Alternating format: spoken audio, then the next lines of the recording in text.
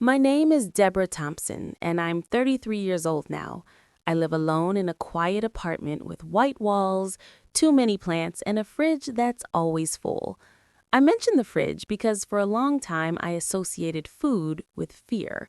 Not hunger, fear. The kind that sits in your chest when you don't know when you'll eat again, or whether anyone would notice if you didn't. The memory still hits me without warning. I'll be standing in the grocery store, deciding between brands of bread, when my hands start shaking. Because at 13, my father went to Europe for a month and left me behind with $5 and instructions not to cause trouble. $5. 30 days. No adults. The most shocking part isn't that they left, it's what happened when they came back and what I found out years later about why they did it. Before I go any further, let me ask you something. If you were 13 and your parents disappeared for a month, would you survive? If this story resonates with you, like, subscribe, or share your thoughts in the comments. You're not alone, and neither was I, even though it felt that way. Now, let me take you back. I grew up in what looked like a normal suburban home. Two-story house, neatly cut lawn, American flag on the porch every 4th of July. From the outside, my family was respectable. My father, Richard Thompson, worked in logistics. My mother, Sandra, volunteered at church and hosted book club meetings. People described them as involved parents. But inside the house, things felt tight, controlled, like every sound I made was being measured. I was an only child, which people assumed meant I was spoiled. I wasn't. I was watched. There's a difference. My father believed children should be seen, not heard. He said that phrase so often it felt like scripture. When I laughed too loudly, he'd clear his throat. When I asked questions, he'd sigh like I was draining something from him. My mother didn't defend me. She'd give me that look, the one that said, "Please don't make this harder." Still, I never imagined they'd leave me. The conversation happened on a Tuesday evening. I remember because Tuesdays were leftover nights, and my mother was scraping cold spaghetti into bowls. My father sat at the head of the table, flipping through mail. "We're going to Europe," he said casually. I looked up. "Like a vacation?" "Yes, a month." I smiled, waiting for the part where he explained where I fit into this plan. "That's cool. So am I staying with Aunt Linda?" Silence. My mother avoided my eyes. My father finally looked at me, irritation flashing across his face like I'd asked something stupid. "You'll be fine here," he said. I laughed nervously. "Here alone?" "You're 13, Debra, not a baby," he snapped. "But who's going to—" He cut me off. "We'll leave money. There's food in the house, neighbors around. Don't dramatize this." My mother finally spoke. "We'll call every few days." Every few days, like a houseplant. That night, I lay awake listening to them pack, suitcases rolling, zippers closing, soft laughter drifting down the hall. They sounded excited, free. I pressed my ear to the wall and wondered if this was what it felt like to be erased. The first day, I told myself it would be okay. I rationed food, one slice of bread in the morning, water from the tap. I avoided turning on lights to save electricity, even though I didn't know if that mattered. I was 13, playing house with real consequences. By day 3, the fridge was almost empty. I found a can of soup in the back of the pantry and cried when I opened it because it felt like treasure. I didn't go to school. I was too ashamed to explain. My father had told the neighbors I was staying with relatives. I found that out when Mrs. Collins next door waved and asked how my aunt was doing. I smiled and nodded like a liar in training. At night, fear crept in through every sound, the creak of the stairs, the hum of the refrigerator. I slept with a chair pushed against my bedroom door, clutching a kitchen knife I barely knew how to use. I called my parents once, straight to voicemail. Another time, my mother answered. Her voice sounded distant, cheerful. "We're at a cafe in Paris," she said. "Isn't that exciting?" I swallowed. "Mom, I'm hungry." There was a pause. Not concern, calculation. "You need to learn independence," she said gently. "We'll talk when we get back." The line went dead. By the end of the second week, I stopped crying. Something hardened in me. I learned which neighbors left their trash bins unlocked. I learned which corner store clerk wouldn't ask questions if a kid paid in loose change. I learned how invisible a child could be if she didn't make noise. And then, on day 22, something happened that changed everything. I heard a knock at the door. Not a friendly knock, not a neighborly tap, a firm, official knock. I froze in the hallway, heart pounding, the house suddenly feeling like evidence. I didn't know it yet, but that knock would lead to a truth my parents never intended me to uncover, a truth that would follow me into adulthood and shatter the version of my family I'd been trying to protect. I reached for the doorknob. And that's where I'll stop.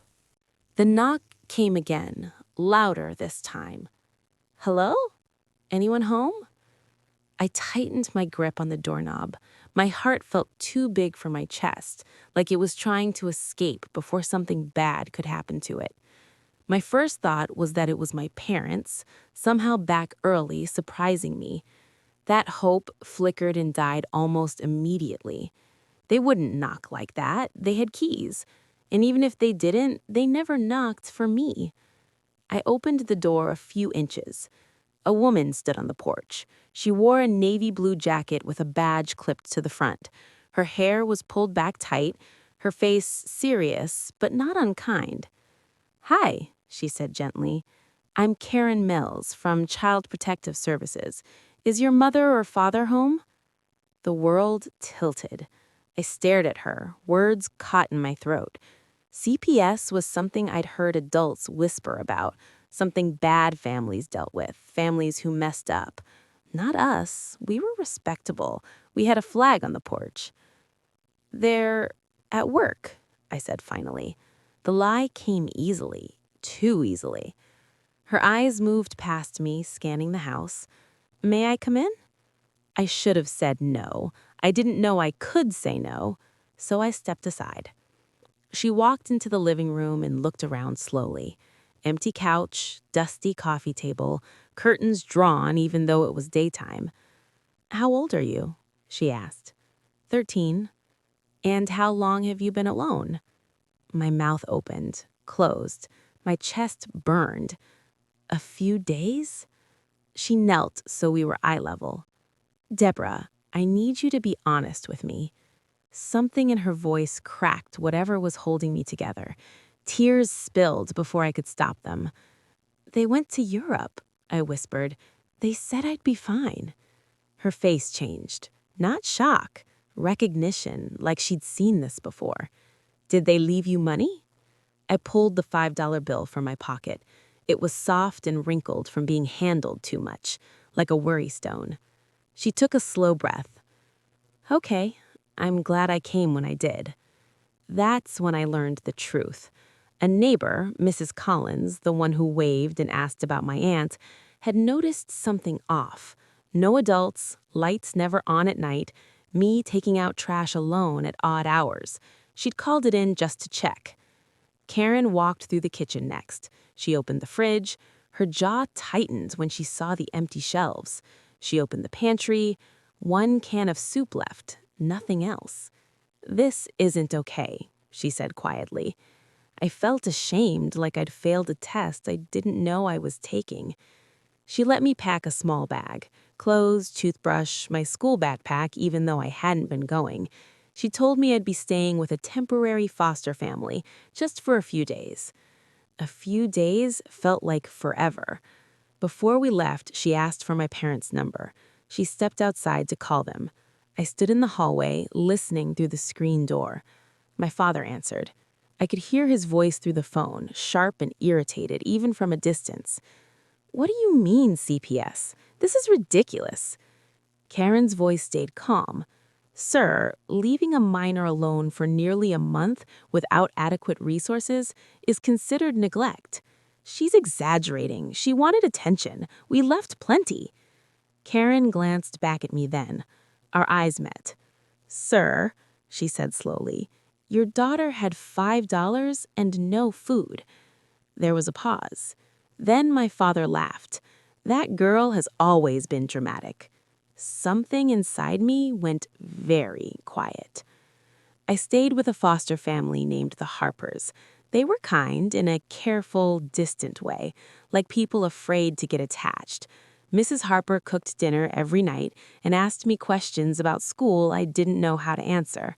Mr. Harper watched the news and pretended not to notice me flinching at loud sounds. 3 days later, my parents came home. They didn't come to get me right away. They called Karen instead. By the time I saw them, we were sitting in a small office with beige walls and a box of tissues on the table. My father looked furious. My mother looked wounded, like she was the victim of something unfair. "This is blown out of proportion. She's trying to punish us." Karen didn't raise her voice. Debra was left alone without supervision, adequate food, or money. My mother finally looked at me. "Why didn't you just tell someone you needed help?" I stared at her. "I told you." She flinched, just for a second. In the end, CPS didn't remove me permanently. My parents promised to do better. Parenting classes, check-ins, apologies that sounded rehearsed. At home, nothing changed, except now everything was my fault. My father didn't yell. He didn't need to. He'd look at me with disappointment so heavy, it felt physical. "You embarrassed us," he said one night. "People think we're monsters." My mother cried more, loudly, publicly, about how stressful it had all been for her. I learned then that survival didn't mean safety. It just meant endurance. Years passed. I grew up fast. I moved out the moment I could. Built a life that looked nothing like theirs. I thought distance would heal it. I was wrong. Because at 32, sorting through old documents after my mother's minor surgery, I found something I was never meant to see. An envelope, yellowed, addressed to my parents, stamped confidential. Inside was a copy of a report, CPS, dated years before the Europe trip. Turns out the investigation hadn't started with Mrs. Collins. Someone else had reported them. Someone close. And the reason they went to Europe wasn't a vacation. It was an escape. I sat there on the floor, papers shaking in my hands, realizing the month they abandoned me wasn't a mistake. It was a decision. And in that moment, I understood something terrifying. They hadn't been caught off guard. They had planned it. I sat on my childhood bedroom floor, holding papers that felt heavier than they should have. The room hadn't changed much. Same pale blue walls, same dent in the carpet where my bed used to be. It was strange how a place could look so innocent while holding so many lies. The CPS report trembled in my hands. It listed dates, observations, concerns raised before my parents ever booked flights to Europe, weeks before, almost 2 months actually, which meant one thing.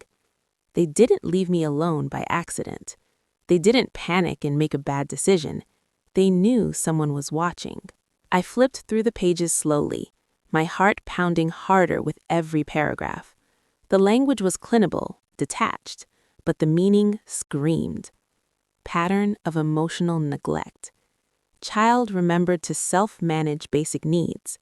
Concerned party reports frequent isolation.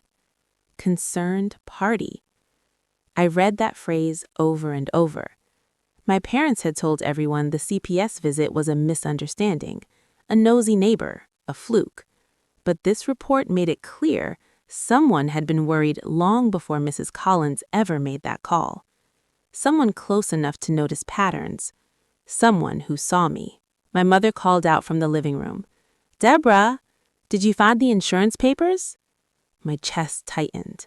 I folded the report carefully and slid it back into the envelope.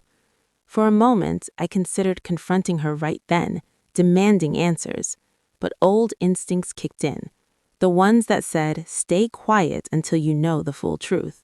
"I'm still looking," I called back. That night, I couldn't sleep. I lay on the guest's bed, staring at the ceiling, replaying my childhood with new eyes. Every skipped meal, every locked door, every time my father told me to stop hovering when I lingered near them. What if they'd already decided I was a problem? The next morning, I took the envelope with me.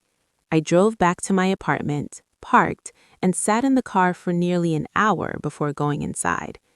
The city buzzed around me, people living normal lives, unaware that my entire past was rearranging itself. I needed answers. So I did something I hadn't done in years. I called Aunt Linda. She answered on the third ring, her voice warm and familiar. "Debra! Oh my goodness, it's been forever." We made small talk at first. Weather, work, her new grandchild. I almost hung up twice. Then I said, "Linda, did you ever call CPS on my parents?" Silence. Not the confused kind, not the offended kind, the guilty kind. "Oh, Debra," she said softly, "I wondered when you'd find out." My throat burned. "You did?" "Yes," she admitted. "Twice." "Why?" She exhaled slowly. "Because you were disappearing right in front of us. You were thin, quiet, always apologizing. Your father would snap at you for breathing too loud. I talked to your mother first. She brushed me off, said you were dramatic." I closed my eyes. "So you reported them and they left the country?" "That's the part I didn't know," she said quickly. "They told everyone you were staying with me. I assumed you were safe." I laughed then, not because it was funny, but because it was absurd. "I was alone, Linda, for almost a month." Her voice broke. "If I had known, I would have come for you, I swear." I believed her. That was the problem. After we hung up, I sat on the floor and cried the kind of cry that empties you out, the kind you don't make noise during.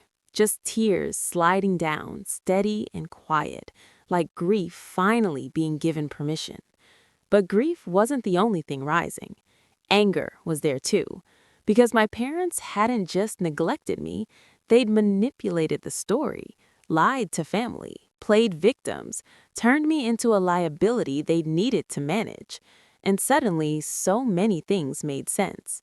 Why my father resented me afterward, why my mother treated me like a threat to her image, why they tightened control instead of loosening it.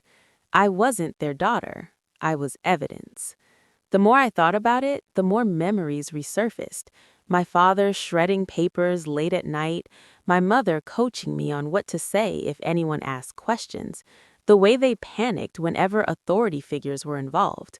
They weren't strict, they were scared. A few days later, I confronted my mother. We were sitting at her kitchen table. Sunlight streamed through the window, landing right on her face.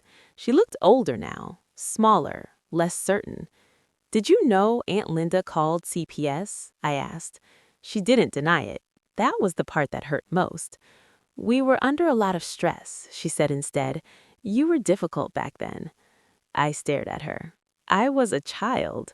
She looked away. "You made things tense." "And leaving me alone?" My voice shook. That was to protect who exactly? Her eyes filled with tears, but I'd learned not to confuse tears with remorse.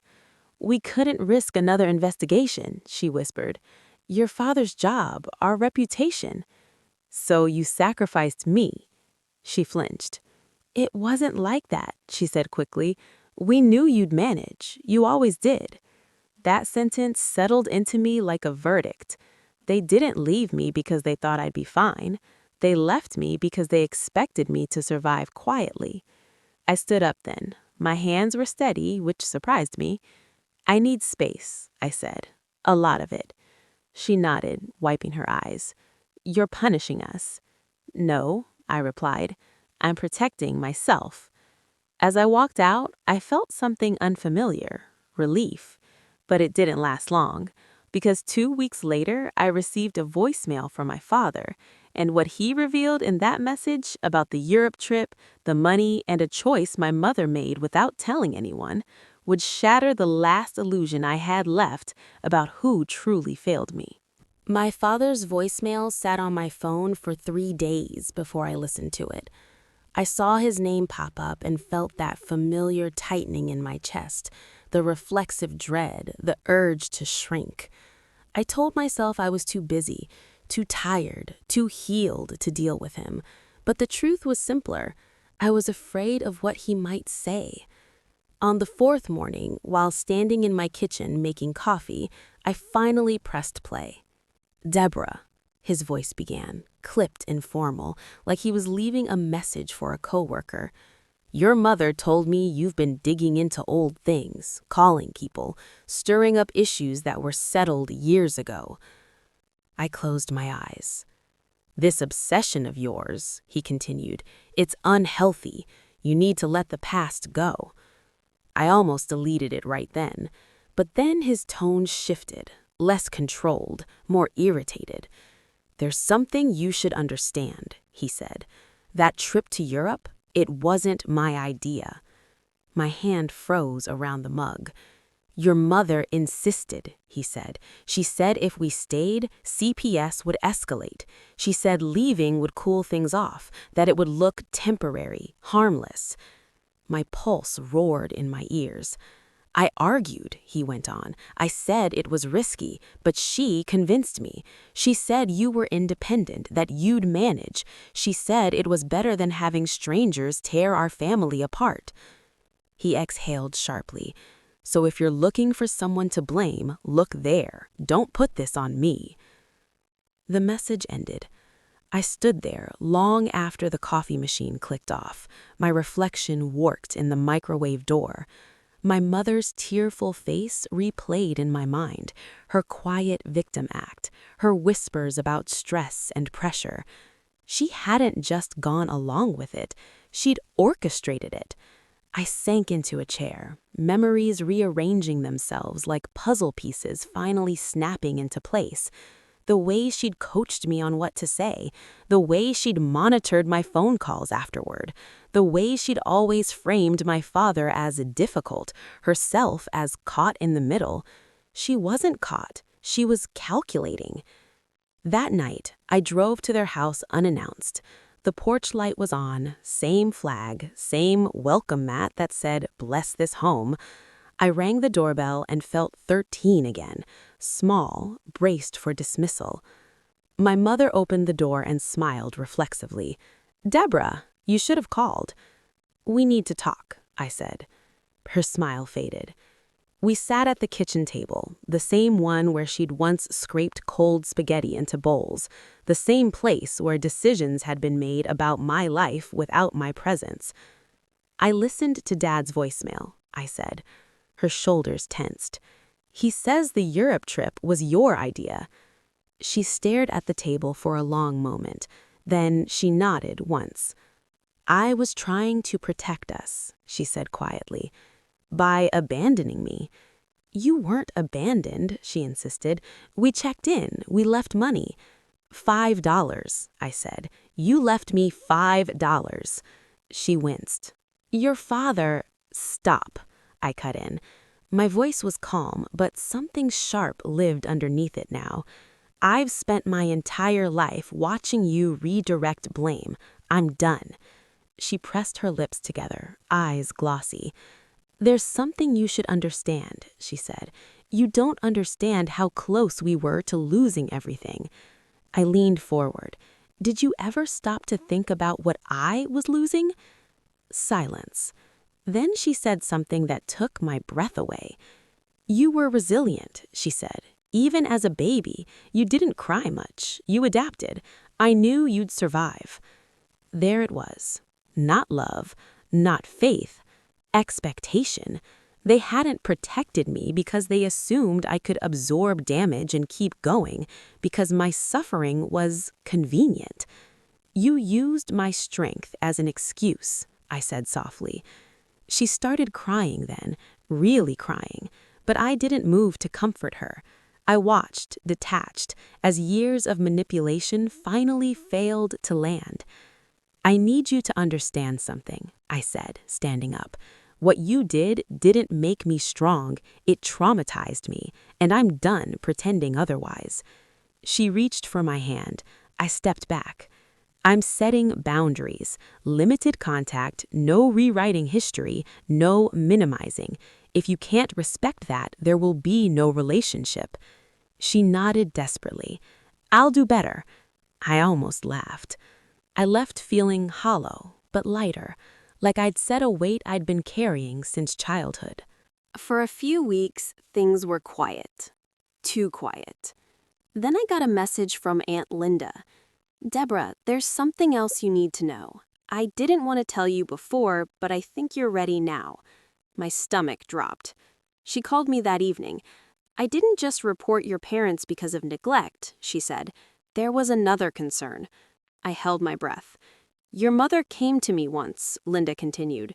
She asked if I'd be willing to take you in, permanently. She said she and your father were considering a fresh start, without a child.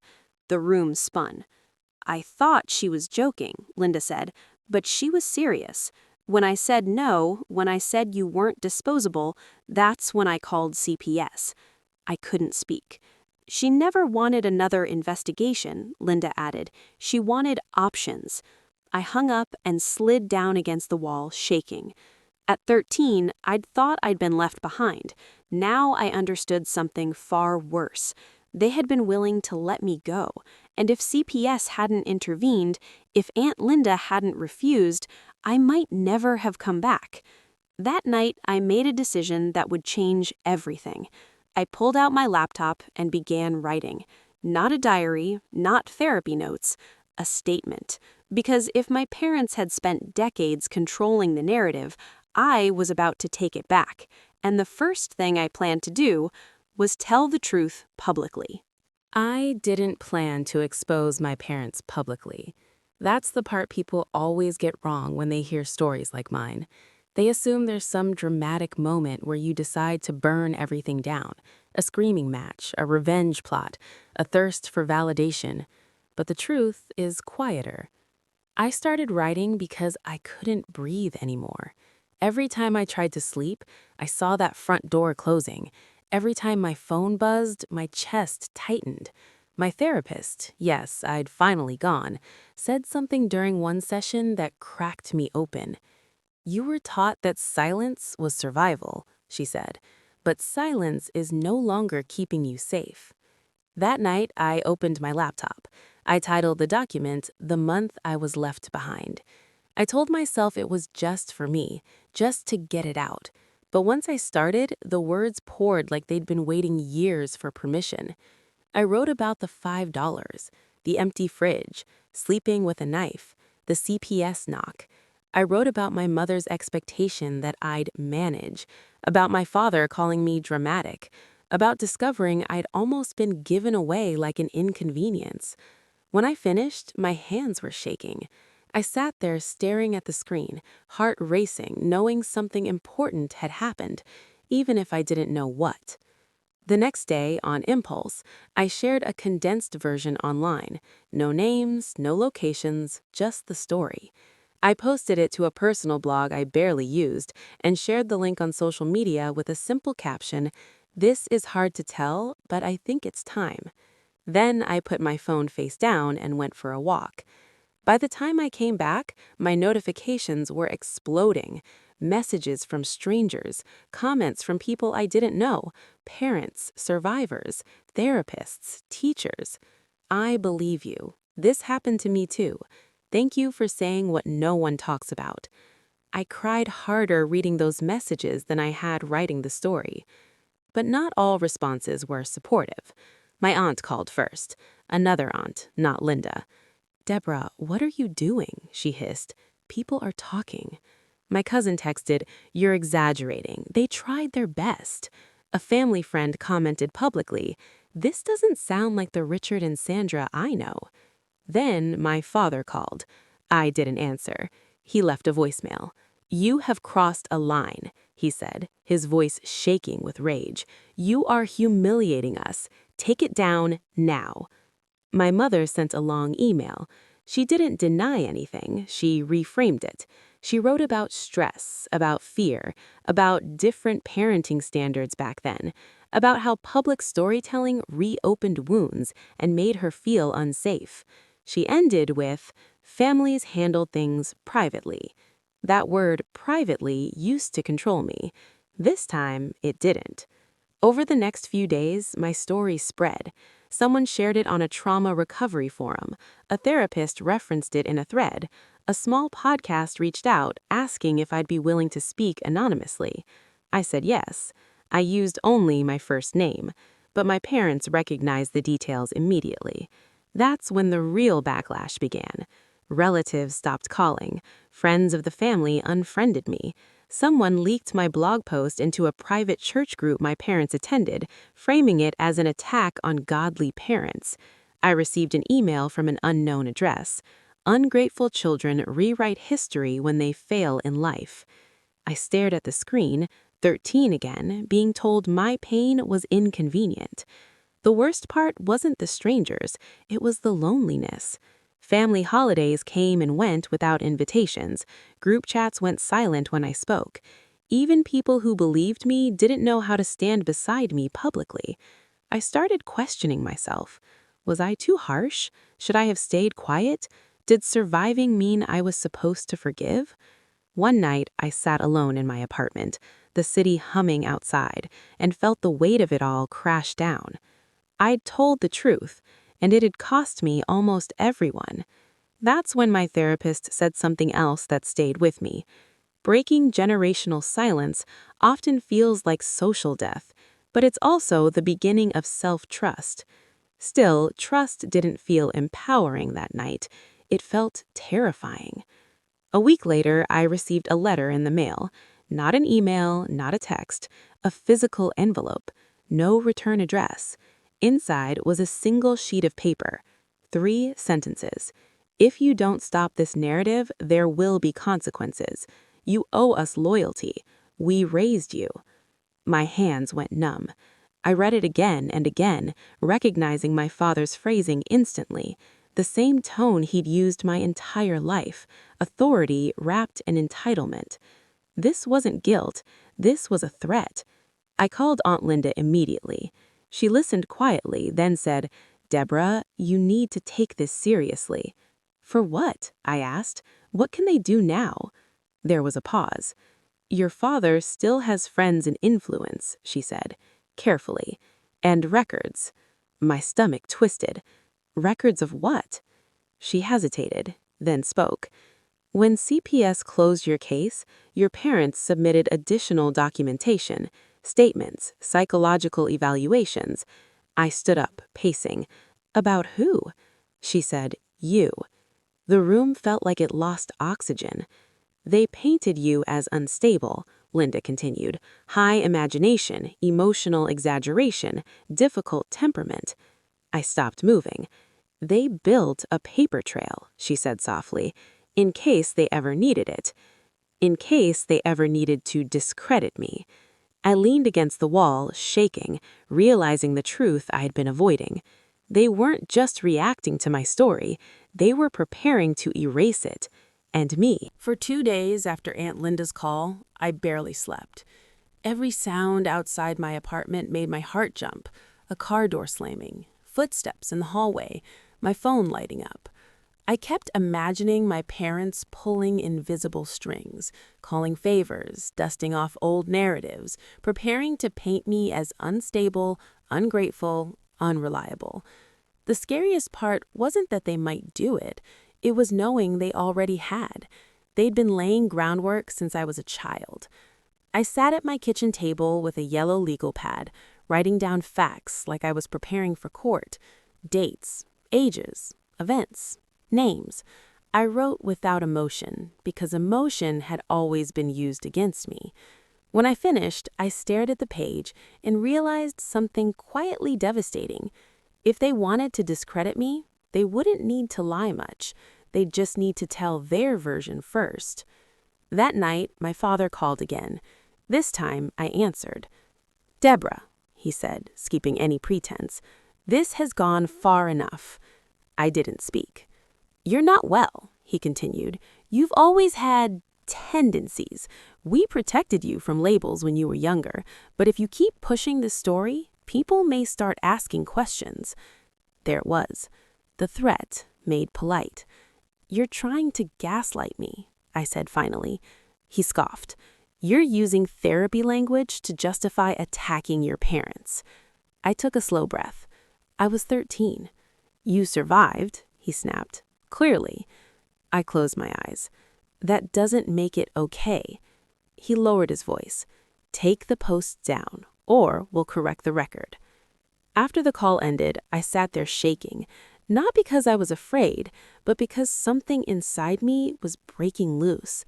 They'd always counted on my silence, on my doubt, on my fear of being misunderstood. But I wasn't 13 anymore. The next morning, I called a lawyer. Her name was Mary Ann Holt, and she specialized in defamation and family law. I half expected her to dismiss me, to tell me I was being dramatic.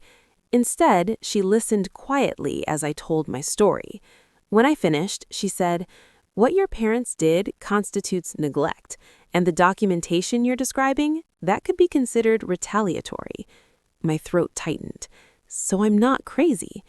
"No," she said firmly, "you're prepared." She advised me to document everything, save messages, record voicemails, screenshot emails. She also said something that shifted my posture completely. "You have the right to tell your story," she said, "and intimidation only strengthens your position."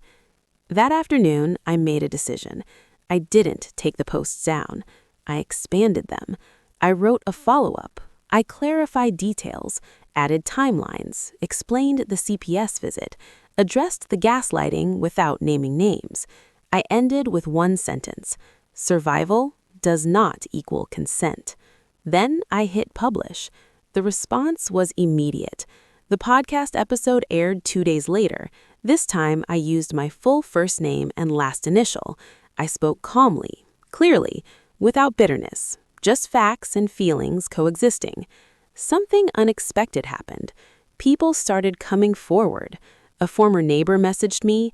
A teacher from my middle school commented anonymously. A distant cousin reached out privately. They didn't say my parents were monsters. They said they'd noticed something was off, that I'd always seen alone. The narrative was shifting. My father sent one last email. It was short. "You've made your choice."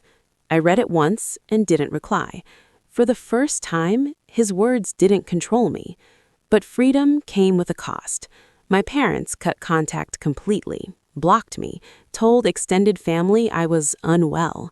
I lost relationships I'd spent years trying to preserve. There were nights I wondered if it was worth it. Then one evening, I received a message from a woman named Rachel. She wrote, "I left my 12-year-old daughter alone once. I thought she was strong. Your story made me realize I was wrong. I'm getting help." I stared at that message for a long time, and something inside me softened. A week later, Mary Ann called. "Debra," she said, "I want you to hear this clearly." I braced myself. "Your parents' documentation, it doesn't hold up, and if they attempt to use it publicly or legally, it could backfire badly." I let out a shaky laugh. "So they don't have power anymore?" "They never did," she said. "They just convinced you they did." I hung up and sat in silence. For the first time in my life, the story wasn't spiraling out of control. It was settling. But there was still one thing left, one final step I hadn't taken: closure. A few days later, I stood outside my childhood home one last time. The flag was gone now.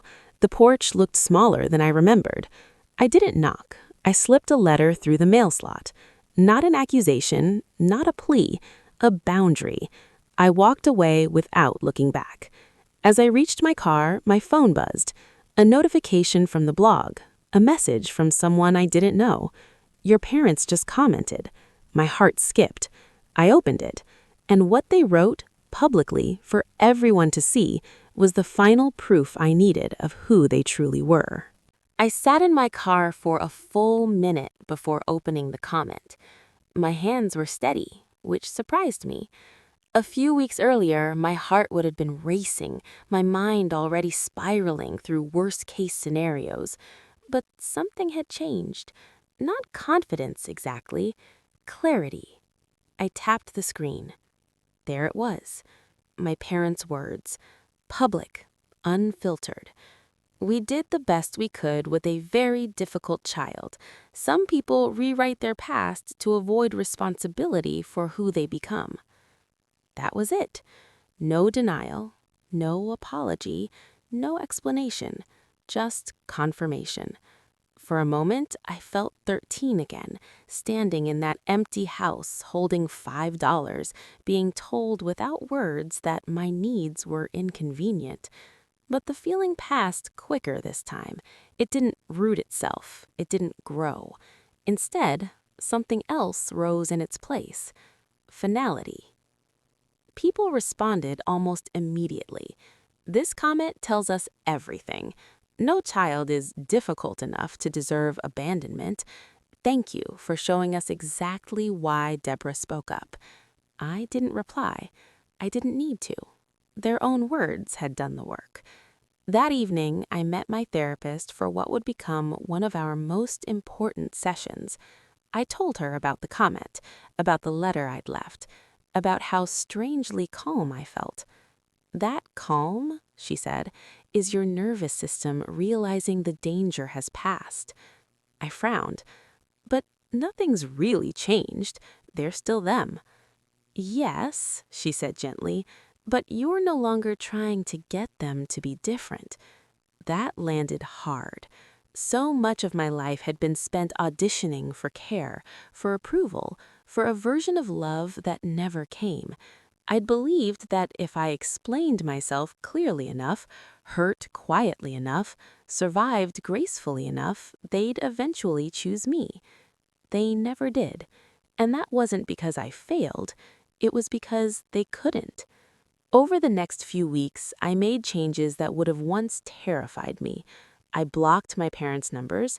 I left family group chats. I declined invitations that came with conditions. Each boundary felt like stepping onto unfamiliar ground, wobbly at first, then solid. I also did something unexpected. I forgave myself. Not them, me. For staying quiet, for doubting my memories, for thinking survival meant I owed them loyalty. One afternoon, while cleaning out old boxes, I found my middle school backpack. Inside was a folded piece of paper, a list I'd written at 13. Things I'll do when I grow up.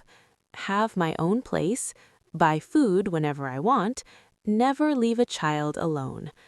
I sat on the floor and cried, not from sadness, but from awe.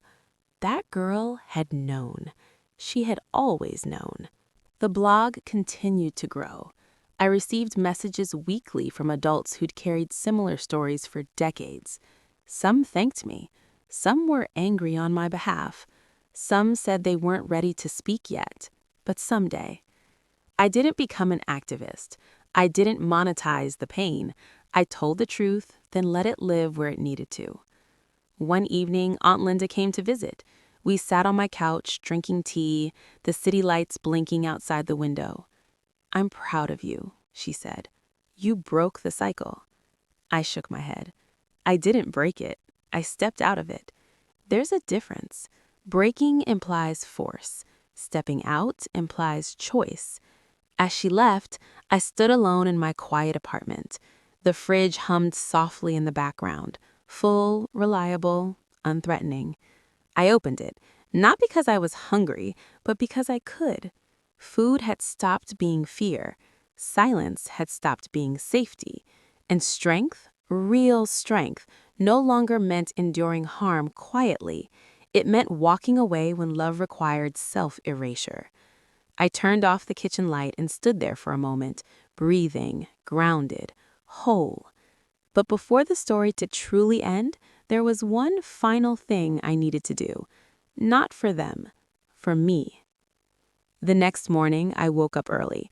Sunlight spilled across my apartment, golden and patient, like nothing in the world had the right to rush me. I made coffee, poured it carefully into my favorite mug, and sat at my laptop. For weeks, I had been drafting a final piece, a reflective post that wasn't about blame or retaliation. It was about clarity, about boundaries, about survival, about choice. I began to type. I am Debra Thompson. I am 32. I survived a childhood where love was conditional, neglect was hidden behind closed doors, and expectations were disguised as care. I have learned that strength isn't measured by how quietly you endure pain, but by how fully you reclaim your voice. I paused and let that sink in. The act of writing felt ceremonial, a formal acknowledgement that the 13-year-old girl I once was had finally been heard. I wrote about Aunt Linda, who had intervened when the adults closest to me had failed, about the foster family, who had shown me that even temporary care could be sincere, about my own choices as an adult to create safety, to seek therapy, and to refuse to live in the shadow of others' expectations. And then I wrote about my parents, not with hatred or desire for revenge, but with clarity. Some people cannot give you what you need. Some people will prioritize appearances, control, or convenience over your safety, and sometimes that includes the ones who should have loved you most. That is their truth, not mine. I hit publish, and for the first time, I didn't watch. I didn't refresh the page. I let it go. I spent the day outside, walking through the city streets, feeling the air on my skin, noticing the ordinary miracles of life. A child laughing, a dog chasing its tail, sunlight reflecting off a skyscraper. I thought about all the years I had carried anger, shame, and fear, and then I realized they weren't mine to carry. Martin Goen said once, they had been passed down, I had absorbed them, but now I had the choice to release them. I smiled, thinking about the little list I had written at 13, the girl who wanted a safe fridge and her own space, the girl who didn't yet understand betrayal but felt it keenly. I had given her that life, not perfectly, not without scars, but real, mine. Later that evening, I sat by the window, a cup of tea warming my hands. The city lights blinked softly, patient and quiet. I felt a calm I hadn't known for decades. The truth was no longer a weapon in someone else's hand. It was mine to hold, mine to honor, mine to release. I thought of my story not as a burden, but as a testament, a reminder that the way we are treated in our youth does not define the totality of our life, that healing is possible, that boundaries can be sacred, that self-trust is not earned from others, but reclaimed from within. I closed my eyes and whispered, almost to myself, I survived. I am whole. I am free. And then I thought of you, the person reading this story. Have you ever faced betrayal from someone you trusted most? Have you had to navigate pain that others refused to see? If so, share your story in the comments, because the truth, once spoken, can be the first step toward your freedom.